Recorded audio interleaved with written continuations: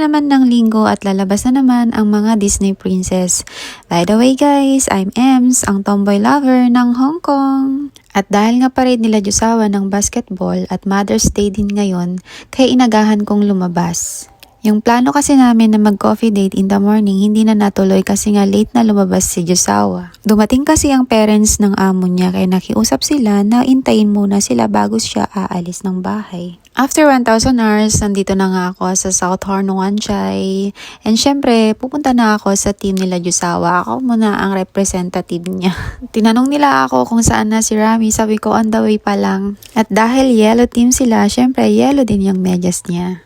Thank you sa nag-sponsor. Start na ng parade pero wala pa rin si Jusawa. Nakaline na yung mga teammate niya. Kaya sabi ko, i-video ko muna kayo kahit wala si Rami. At ayan na nga, nakikita ko na siya. Oh my God. May patago-tago pang nalalaman. Nakikita ko naman yung hawak niyang flower. Anyway, thank you, love. Sobra ko talaga siyang na-appreciate kasi nga alam ko hindi na niya ako pibilan ng flower. Kasi nga late na siya. Pero inuna pa rin niyang magbili ng flower. Naks naman, ako'y kinilig. Nag-start na pala ang program nila. At ayan na nga, nag-i-introduce na yung mga muses. At nang patapos na ang program, may nakakita sa amin naming followers. Nagpa-picture. Thank you so much guys, shoutout po sa inyo. Salamat din sa jowa ni Bads dito sa binigay niyang bibingka.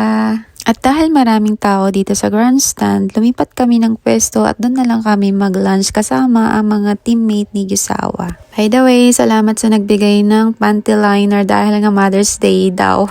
So, ayan na nga, lafangan na. Gutom na kasi kami guys, hindi na kami nakapag-breakfast ni Jusawa. Kaya brunch na to. Ang sarap ng pansit. Sabi ko kay Rami, bigyan mo ako ng maraming pansit kasi yan yung kakainin ko. Konti na lang yung kakainin kong rice, o diba? Grabe yung busog namin ni Jusawa dyan kasi napaanli ulam talaga kami at saka pansit. Dahil kape is life tayo, nagtimpla si Jusawa ng coffee. Sabi niya sa akin, gusto mo? Aba, syempre, hindi ko tatanggihan yan. Konti lang daw yung inumin kong coffee kasi nga may times talaga na inaatake ako ng acid reflux pag nasobrahan ko ng kape. After namin naglafang, nagpahinga lang kami ng 30 minutes and then nagbiyahe na naman kami papuntang Deepwater kasi nga may pupuntahan kami magsa-celebrate ng anniversary and then birthday. Tinamad na si Jusawa na magpalit ng damit. Sabi niya saglit lang naman tayo doon at saka birthday naman yun. Hindi niya alam na may dress code. Hindi ko pala nasabi sa kanya na may dress code guys. Tapos nung pabungad na kami, sabi niya nahihiya akong pumunta. Parang gusto ko nang umuwi.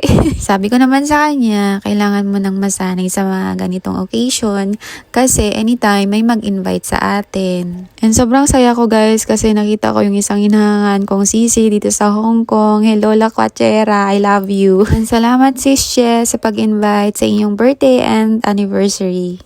Pabalik na kami ulit ng Wan Chai. Sabi ni Jusawa, inaantok ako.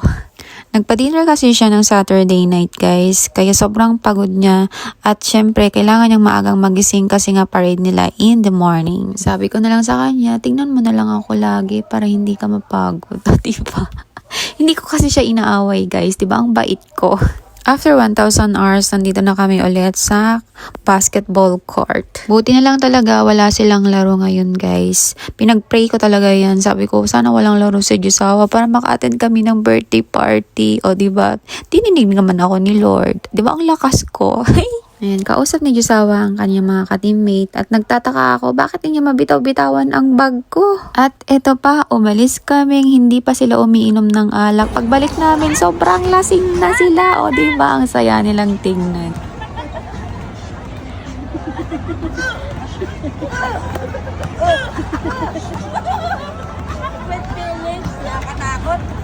After nag-video ni Jusawa sa mga danceries ng Permanent Night, ayan na nga, naglalambing siya.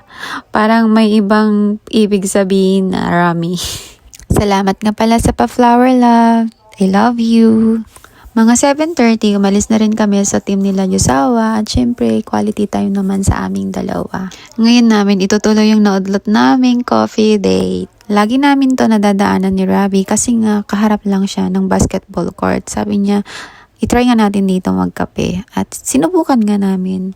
And sobrang na-appreciate ko kasi ang ganda guys. Ang ganda sa loob. Sabi ko kay Jusawa, dito na lang tayo laging mag-coffee. Total lagi naman tayo dito sa Wan Chai. O diba? Ang ganda ng place guys. After ng coffee date, syempre uwian na naman, maghihiwalay na naman kami.